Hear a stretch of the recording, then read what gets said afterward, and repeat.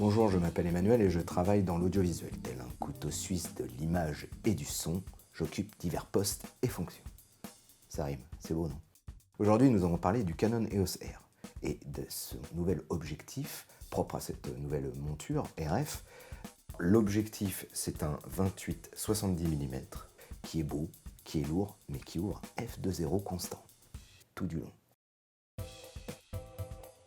Pour résumer mon parcours et ma démarche, j'ai débuté ma modeste carrière en tournant avec des caméras Betanew. Ensuite, j'étais à la recherche de plus de mobilité, de réduction du matériel, donc je suis passé par DV, mini DV, jusqu'à l'arrivée des DSLR, où là j'ai pu réellement débuter, faire des images plutôt de qualité cinématographique comme on connaît tous maintenant, avec le Canon 7D. À la sortie du Sony Alpha 7S, je fus complètement bluffé par sa prédisposition à filmer en basse lumière. Et j'ai pas attendu, je me suis jeté dessus comme un dingue, sans me rendre compte que c'était un appareil qui n'était fait que pour filmer, pas pour prendre des photos. Aïe aïe aïe aïe. Je n'étais pas tout de suite prêt à changer mon matos comme ça, j'en change pas si souvent que ça. Quand mon Sony tomba en panne, l'obturateur coincé tout seul, comme ça, parce qu'il était rangé au fond de mon tiroir. Donc j'ai acheté un nouvel appareil, devinez lequel. Après discussion et sur les conseils de Greg, dont je vous recommande l'énorme dossier consacré à tout ce matériel, je décida de revenir chez Canon.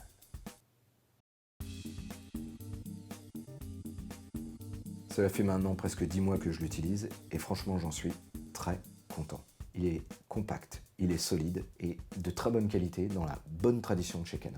Puis se retrouver avec un boîtier hybride, donc sans miroir, 4K, plein format, full frame, de cet encombrement, de ce poids, c'est un vrai plaisir, un vrai avantage. Surtout si on est à la recherche comme moi de mobilité et si on veut l'installer sur un gimbal, ce qui m'arrive très souvent. Enfin, ça me paraît un combo assez parfait. Ses avantages, un écran tactile, hyper pratique, surtout pour le tracking visage, je l'utilise là notamment, voilà. Écran tactile qu'on peut aussi utiliser en mode photo, en mettant son œil dans l'œilleton, et on utilise l'écran tactile pour faire le point, donc sans regarder, ça c'est très pratique, car l'écran tactile est orientable, vraiment, tu m'entends Sony Alpha 7S? Il est orientable dans tous les côtés, tu vois, c'est bien. Un codec 4K redoutable, on peut enregistrer en 10 bits avec un recorder externe, mais on peut enregistrer en 10 bits, 4.2.2, et il y a quand même une prise micro, alors mini jack, mais ça c'est bien quand même. La sensibilité native est de 400 ISO, ce qui est bien, mais pas top, mais je l'ai assez poussé quand même dans les ISO, et il s'en sort vraiment très bien en basse lumière. Je suis plutôt très content. C'est pas encore le 7S, mais là il s'en sort, il n'y a pas de souci, on se tape pas un bruit de folie. Je l'ai poussé un peu, mais non, ça marche. Et de plus, vous n'êtes pas bridé par la monture RF, puisque l'EOS R est livré avec une bague pour adapter les objectifs EF, EFS, et ça c'est très pratique, surtout si vous en possédez déjà quelques-uns, comme moi, vous avez déjà tout un parc d'objectifs qui est à disposition. Et ça, c'est quand même non négligeable. Et pour tous les détails techniques, je vous invite encore à consulter le dossier de Greg. Il y a tout, hein. Il y a tout. Balèze. Ses inconvénients. Ils ont remplacé une molette par un barre tactile. Moi, je trouve ça dommage. Dommage pourquoi? D'abord, il n'y a aucune sensation dessus, donc on ne sait pas ce qu'on fait. On la cherche quand on a l'œil dans l'œilleton, donc ça, c'est pas très pratique. En plus, la réactivité, elle n'est pas terrible pour l'instant, je trouve. Alors peut-être que ça sera arrangé sur d'autres modèles ou des mises à jour. Mais c'est un peu comme, vous savez, les assistants vocaux personnels, vous utilisez 2-3 fois, et les 2-3 fois où ça ne marche pas, vous avez décidé de ne plus les utiliser. Pour moi, c'est le cas. Je ne l'utilise plus. Ça sert à rien. Je regrette aussi son rolling shutter, qui est quand même assez prononcé. C'est vrai que dans les images en mouvement, tout de suite, tout le monde est un petit peu de travers. Et puis je regrette aussi qu'il n'y ait pas plus de fréquences d'image, notamment en 4K pour l'instant. Ça manque. On est un peu bridé par la fréquence d'image. Ça, j'aimerais bien qu'il y en ait un petit peu plus. Peut-être que ça viendra, mais pour l'instant, non. Et dernier point pour moi, en l'absence de capteur stabilisé, on a le droit à un stabilisateur numérique. C'est une bonne idée, vu la taille du capteur, ils peuvent se le permettre. Mais on va dire en level 1, gentiment, il croppe un petit peu, il stabilise, ça marche plutôt bien. On perd un peu d'image, mais ça va, c'est tolérable. Par contre, il y a un deuxième level, on va dire plus hardcore. Lui, par contre, là, il croppe beaucoup. Et en plus, au niveau de la visée, on a un lag entre ce qu'on est en train de filmer qui est assez gênant. C'est un peu chaud, c'est un peu de l'entraînement. Mais c'est jouable. C'est sport.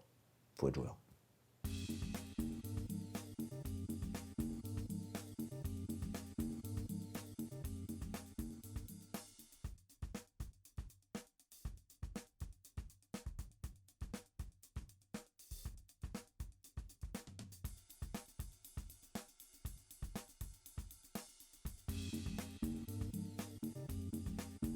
L'EOS R est fourni avec une bague d'adaptation pour installer les objectifs historiques de la marque, EF, EFS.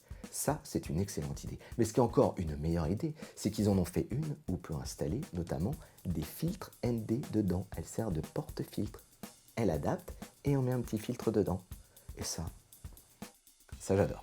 Nous avons testé sur ce porte-filtre le filtre ND, ce qui est très très pratique car ça fait que un porte-filtre pour tous les objectifs, car il est placé dans l'adaptateur. Donc vous pouvez mettre vos EF, vos EFS avec seulement un filtre ND.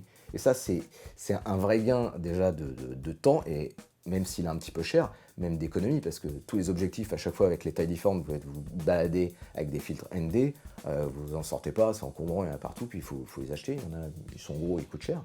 Là, un pour tous. Bon, après, son inconvénient, c'est qu'il ne sert que pour les objectifs EF, EFS. Il ne sert pas pour les MF, puisque lui, il n'a pas besoin de bague. Mais bon, en dehors de son prix, qui est quand même assez conséquent, ça reste un bon investissement. Après, il y a une autre partie qui est un petit peu cheap, c'est que la molette de réglage qui est sur la bague, la molette dessus, elle n'a pas de cran. Il y a juste un plus et un moins. Donc là, pour les repères, c'est un petit peu comme vous voulez, quoi. Mais il faut pratiquer. Je l'ai déjà dit, mais je l'aurais dit. Ça reste un bon investissement, même s'il est un petit peu cher quand même.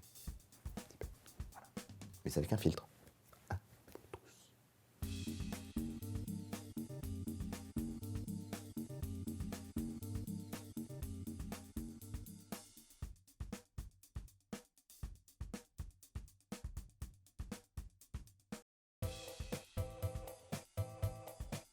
le gros caillou. Alors moi, à l'origine, je suis très fan du 24-70 qui ouvre à f2.8 de chez Canon. C'est un objectif que j'ai beaucoup utilisé et que j'aime vraiment beaucoup. Donc quand ils ont annoncé un 28-70 qui ouvre à f2 constant, du début à la fin, alors là ça m'a mis du soleil dans l'appareil et dans les yeux, hein, où j'étais content. Et grâce au repère et à Canon France, nous avons eu le plaisir de l'avoir entre les mains. Ouf. Non, c'est parce qu'il est lourd. Il est vraiment lourd. Bah oui, il pèse 1,4 kg quoi. D'abord, le caillou est très gros et très lourd, donc on peut dire qu'il se destine plutôt aux photographes et des photographes qui ont des mains de basketteurs, hein, parce que vu la circonférence de la bête, il faut avoir des grosses mains.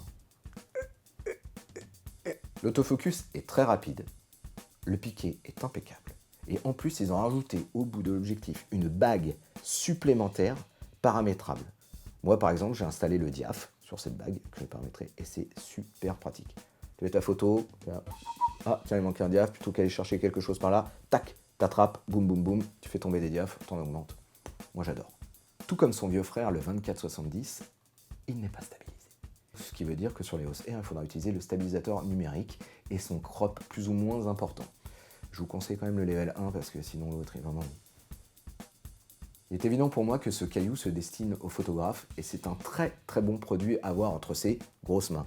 Mais je l'ai testé au salon du livre de poche de Saint-Maur où j'ai été faire quelques photos et sa souplesse, son piqué, sa réactivité, même son intuitivité, on va dire, avec cette grosse bague, m'ont vraiment convaincu. Pour les photos, je trouve que c'est vraiment un excellent objectif.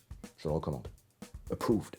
Pour ce qui est de la vidéo, il faudra l'utiliser exclusivement sur pied et pour filmer tranquillement. Parce qu'avec le crop induit par la 4K, ça manque vraiment de grand angle. Mais le bokeh est beau, très beau. Mais likey.